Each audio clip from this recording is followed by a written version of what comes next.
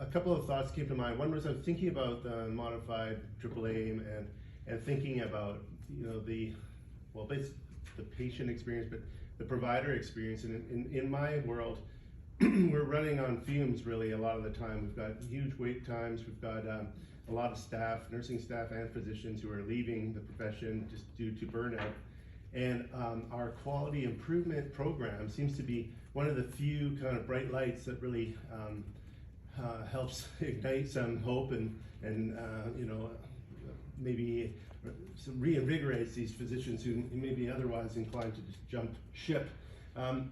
So I'm just thinking about that piece of that triple aim and your. I totally get this idea that of the Juran trilogy and how important that is, but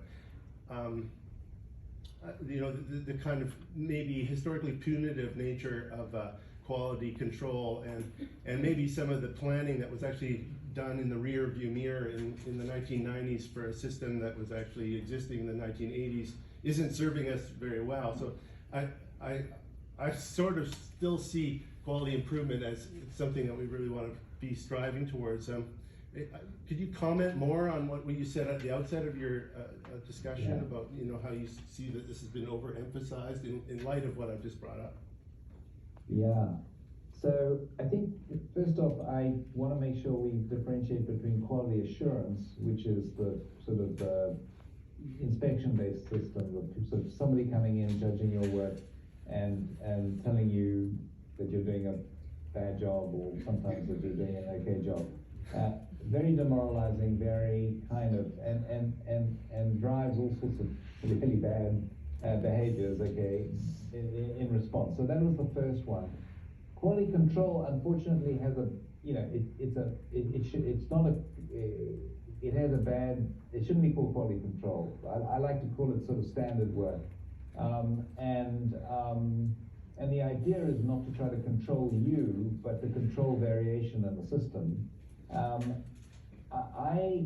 I completely agree with you that the fun part of medicine is the inquiry, is the innovation, is the trying the stuff out, is feeling that you're in control of your environment and that you can make a difference by bringing your ideas and the ideas of others to bear and make a difference and see that difference absolutely hands down. But in my experience, that experience of excitement is only experienced by a relatively small number of people. Okay, the rest are tuned out, or burnt out, or just not interested in this. And the lucky few who get involved in quality improvement have a kind of a revitalization of purpose, and they really love that kind of work.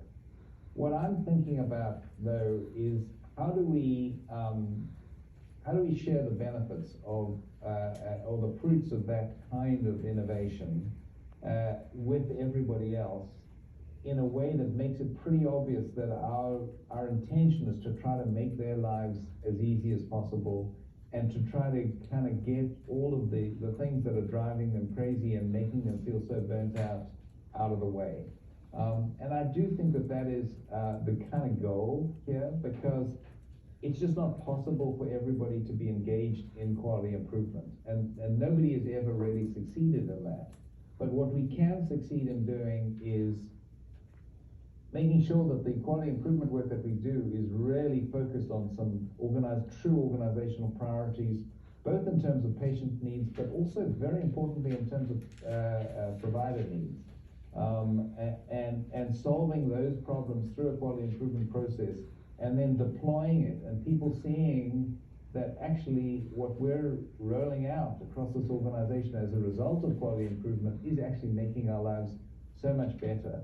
And being able to communicate that connection between the improvement work that you're doing and our efforts to make life much easier.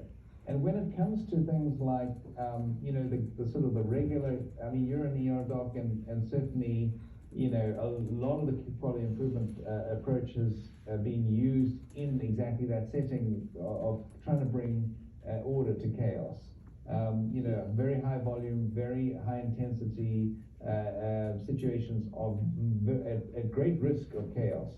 And one of the things that we can do with quality improvement is innovate around bringing order to that kind of a situation, but then spreading it and making that the standard work for everybody, and making that process communicating what you're doing. That we're now moving from these, we are bringing these innovations that were undertaken through quality improvement, and we're deploying them and scaling them using a standard work process. And one of the things that we discovered about scale up is that it's very hard, that we shouldn't be using a quality improvement methodology for scale up. We've got to shift to a more sort of standard work, training, simulation, always learning. You can't abandon the learning piece of it. But quality control can be exciting if you give people line of sight to what they're doing, give them a lot of visual management, boards and that sort of stuff, and giving them a lot of feedback all the time about how they're doing, and constantly bringing in innovations to make their life easier.